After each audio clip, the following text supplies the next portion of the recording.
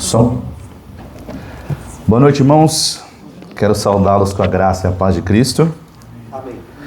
Vamos orar ao Senhor, pedindo a direção dele para o nosso culto. Senhor, obrigado por esse momento. Somos gratos ao Senhor porque podemos vir aqui juntamente com a igreja para poder te honrar, te glorificar e apresentar ao Senhor nossas petições, apresentar ao Senhor nossa gratidão e pedir ao Senhor também por sabedoria. É o que rogamos ao Senhor agora, que o Senhor nos ajude a entender a Tua Palavra, a aplicar a Tua Palavra através do Teu Santo Espírito em nossos corações, para que não possamos pecar contra Ti. Pai Santo, somos gratos ao Senhor por esse momento e pedimos a Ti que o Senhor nos conduza para que assim possamos Te bendizer e Te honrar. Em nome de Jesus. Amém. Irmãos, abram comigo suas Bíblias, o Salmo de número 13.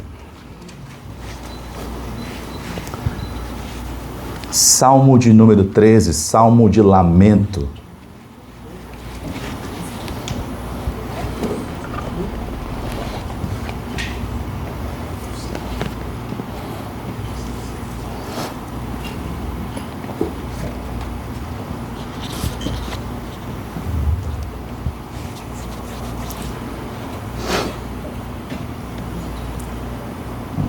Antes de lermos o texto, eu quero fazer uma pergunta a vocês. Pergunta essa que vai conduzir a nossa discussão aqui, nossa exposição do texto. Você já fez perguntas difíceis a Deus? Você já foi ao Senhor e fez perguntas difíceis ao Senhor?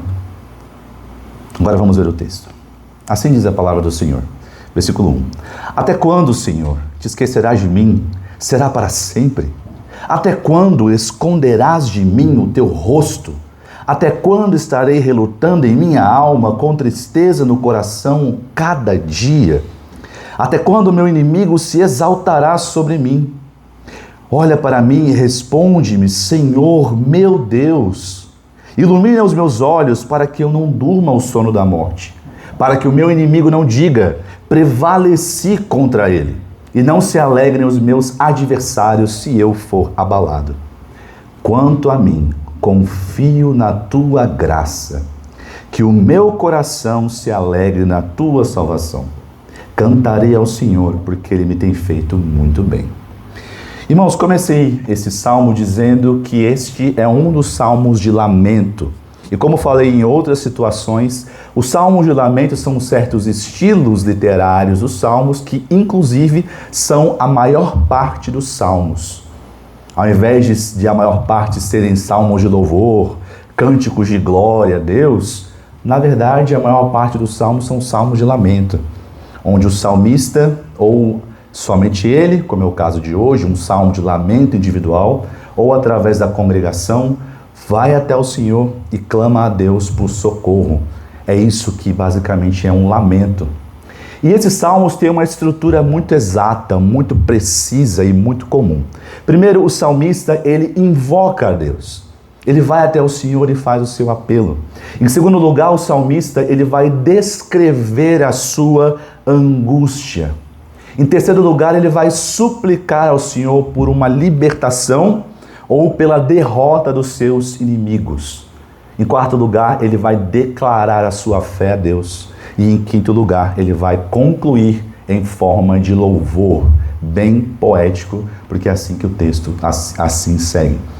Normalmente, salmos de lamento seguem essa estrutura, salvo engano, um ou outro que é diferente. Mas basicamente esse é o texto, e logo assim nós vemos que o salmista por 4 vezes repete a expressão até quando. E só para entrarmos um pouco no texto e entendermos um pouco melhor isso, essa palavra até quando, no saltério todo, nos 150 salmos, ela aparece 26 vezes. Mas esse salmo é o único salmo onde a palavra aparece mais de 2 vezes. E o que indica isso? Bom, esse é o primeiro ponto. Aparece mais de 4 vezes. O segundo ponto é que essa palavra não é puramente hebraica no texto original. É uma junção de hebraico e aramaico.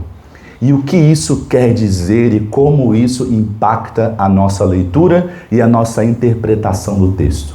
Bom, primeiro, os judeus escreveram o texto do Antigo Testamento, na sua maior parte, na parte mais esmagadora, 99% do texto, está em hebraico litúrgico. É um hebraico que possui a sua intenção de adorar ao Senhor. É um tipo de hebraico que no dia a dia eles até falavam para se referir a Deus e para escrever o texto bíblico, mas não era o seu idioma comum, de sorte que eles andavam falando tanto hebraico quanto aramaico. Porém, aqui no texto nós temos essa junção de palavras: hebraico litúrgico, o hebraico para adoração a Deus, e o próprio aramaico. E o que isso quer dizer? É basicamente como se o salmista não tivesse palavras para se chegar a Deus. Ele não tem como se expressar mais. Não há o que dizer. Não há o que falar. É quase como se ele estivesse falando com o Senhor, ele desafina. Ele troca palavras, ele se desorganiza. Porque a sua angústia, e esse é um texto de fato extremamente sentimental, porque ele está tão angustiado, mas tão angustiado, que ele não consegue nem falar com o Senhor. A sua escrita não consegue chegar a Deus da forma correta, litúrgica, bonita, como todos os salmos assim o são. Então ele vai até o Senhor angustiado, ou melhor dizendo, desesperado.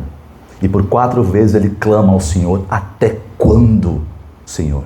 Até quando te esquecerás de mim?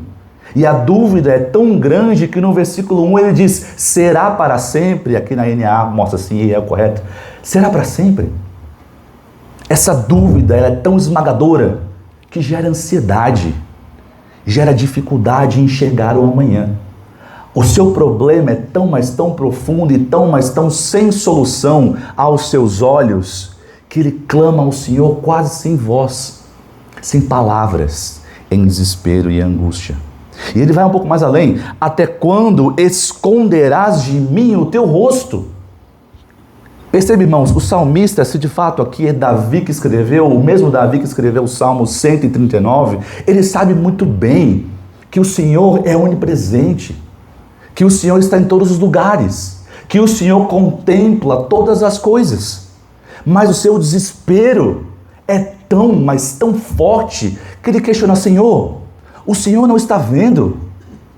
Senhor, olha para isso, os meus inimigos estão me pressionando, até mesmo quase me levando à morte, que é o que ele vai descrever, o seu sentimento de abandono, de tristeza profunda, talvez uma depressão até mesmo. Obviamente que não como hoje, mas uma depressão, um sentimento forte, uma tristeza que não enxerga o amanhã, uma tristeza, um desespero que não enxerga, não consegue enxergar além. E ele vai dizer que ele clama em seu coração diariamente em tristeza e o Senhor não escuta.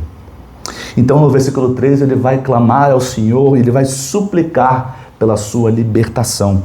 Ele diz: olha para mim e responde. E aí vem uma linguagem interessante: Senhor meu Deus. Se Davi de fato escreveu o texto, Davi clama ao Senhor com intimidade: Senhor meu Deus. Não é um Deus longe, não é um Deus que está alheio à situação. Davi sabe que o Senhor está observando. Davi sabe que o Senhor está vendo tudo aquilo. Davi sabe que o Senhor conhece seu coração ao ponto de saber todos os seus sentimentos com relação à situação a qual ele está vivendo. E ele vai até o Senhor com esse objetivo de clamar a Deus e suplicar a Deus para que Deus tire de fato o seu problema, para que Deus resolva o seu problema. Ele pede: ilumina os meus olhos, versículo 3, para que eu não durma o sono da morte. O risco de morte, o risco de perseguição, o risco de não haver de fato solução. E ele suplica ao Senhor, e assim o faz no versículo 3 e no versículo 4. Primeiro, invocação ao Senhor. Segundo, de fato, descrição do sentimento de angústia. Terceiro, súplica. Mas o salmo não acaba por aqui. Esse salmo, muito embora tenha esse tom de lamento, de angústia, de dificuldade, de dúvida, ele termina da seguinte forma. Observe o versículo 5. Quanto a mim, confio na tua graça. quanto a mim, confio na tua graça. E se você lê o texto corrido e não presta atenção, pode parecer que Davi está sendo aqui incoerente. Como é que ele diz até quando, até quando, até quando? Mas logo em seguida ele fala que confia no Senhor. Irmãos, os questionamentos dos salmistas, dos profetas, de Jó a Deus, não tem por intenção de colocar Deus contra a parede, mas de entender do Senhor o que está acontecendo e qual o seu propósito através disso. Sabendo que o seu propósito, por mais que eu não consiga enxergar o amanhã, por mais que há a dificuldade, a angústia, a tristeza, a depressão, a ansiedade, ainda assim o Senhor possui um propósito redentivo em toda a história. E é isso que ele clama. Quanto a mim, confio na tua graça. E essa palavrinha graça aqui é uma palavra difícil de traduzir no texto original. É a palavrinha hesed, que quer dizer graça, amor fiel, amor pactual, amor da aliança. Ou seja, a ideia de Davi é: Senhor, eu confio na tua graça, a tua graça proposta e mostrada, evidenciada ao longo da história, dada por no caso de Moisés, trazendo a sua lei, o seu pacto, o seu relacionamento conosco, e ele se volta a Deus e clama a Deus: Senhor, eu confio nisso. Eu posso não entender, eu posso não enxergar, eu posso não ver o amanhã e não entender o que o Senhor quer dizer com tudo isso que está acontecendo comigo. Mas eu confio, porque sei que o seu propósito é redentivo. E quando falamos e olhamos para a Escritura e toda a história, percebemos sim a justiça, o juízo de Deus. Mas ao mesmo tempo, e caminhando em conjunto, vemos a sua graça. E a sua graça redentora. E ele diz ao seu próprio coração, é como se ele dialogasse consigo mesmo: que o meu coração se alegre na tua salvação. Palavrinha essa em hebraico, salvação, que dá origem, ou dá vazão, dá o significado do próprio nome de Jesus, que é Yashá, que aí vem Yeshua, né? Salvação, eu confio na tua salvação. E ele termina em louvor a Deus. Ele, com dúvidas, ansioso, em dificuldades, se dobra perante Deus e diz: cantarei ao Senhor, porque mesmo na dificuldade, porque mesmo no erro, de não conseguir enxergar amanhã, e mesmo as minhas dúvidas mais complexas, mais difíceis, porque Ele tem me feito muito bem. Mesmo na dificuldade, mesmo na angústia, mesmo na incerteza, o Senhor tem feito muito bem. O Senhor tem conduzido os passos de Davi, do salmista. Isso, meus irmãos, nos leva a algumas compreensões. Primeiro, por ser um salmo de lamento, e por nós lamentarmos, termos dificuldades, dúvidas ao longo de toda a nossa vida, esse é um salmo que nos ensina como nos achegar ao Senhor em momentos de dúvidas, de dificuldades, de tristezas, ansiedades e outros problemas. O salmo nos ensina a nos aproximar do Senhor, invocando o seu nome, fazendo perguntas, suplicando a Ele, colocando ao Senhor nossas dúvidas, clamando por libertação, obviamente, mas ao mesmo tempo, no final, entendendo que o Senhor tem um propósito e cantando glórias a Deus por isso. Sabendo que o Senhor tem um controle de tudo, sabendo que o Senhor governa sobre tudo e nada foge do seu poder, confiando na graça, na hesed, ou seja, no seu amor pactual, no seu amor fiel. Esse é o nosso Deus. O Salmo nos ensina como nos aproximar de Deus na angústia, na tristeza. Segunda questão, o Salmo nos ensina a nos aproximar de Deus com ousadia, mas uma ousadia não para colocar Deus contra a parede, por fazer perguntas difíceis, mas uma ousadia santa, de falar: Senhor, lembra-te da tua aliança, lembra-te do que o Senhor fez no passado, da libertação do Egito do povo de Israel, do quanto o Senhor de fato conduziu o povo de Israel e o trouxe de volta para si. Pai Santo, lembre da tua salvação. Lembre daquilo que Cristo fez. Os salmistas fazem isso o tempo todo. Os profetas fizeram isso o tempo todo. Jó questionou a Deus. Aproximemo-nos do Senhor com santa devoção, mas com ousadia, sabendo que o Senhor nos ouve e o Senhor está sempre apto a nos responder. Mas em terceiro lugar, a oração de lamento não tem por objetivo mudar os planos de Deus. A oração de lamento tem por objetivo mudar o nosso coração e nos adequar àquilo que o Senhor quer. Ainda que eu não entenda, ainda que eu não veja o amanhã, ainda que eu não saiba o que virá no amanhã. Porque hoje podemos estar bem e amanhã alguma dificuldade pode nos atacar, pode passar por nossas vidas. Dificuldade essa que nós nem conseguimos prever, pode aparecer. Mas a oração de lamento possui esse objetivo de nos moldar. Que momentos como esse, de dificuldade, de dúvidas, tristeza, momentos onde nós clamamos até quando, Senhor, possamos nos voltar a Deus de fato com sinceridade.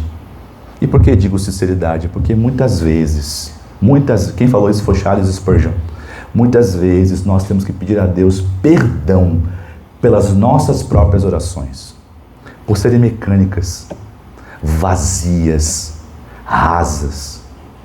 Por isso de nos aproximar ao Senhor com ousadia, contando: Senhor, estou triste.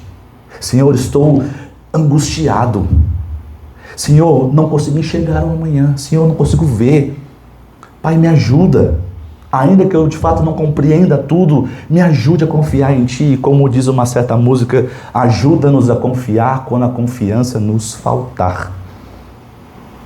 Aproximemo-nos, Senhor, dessa forma, orando a Ele, suplicando a Ele, porém crendo que o Senhor é o Deus da Hesed, ou seja, do amor pactual e fiel. Amém?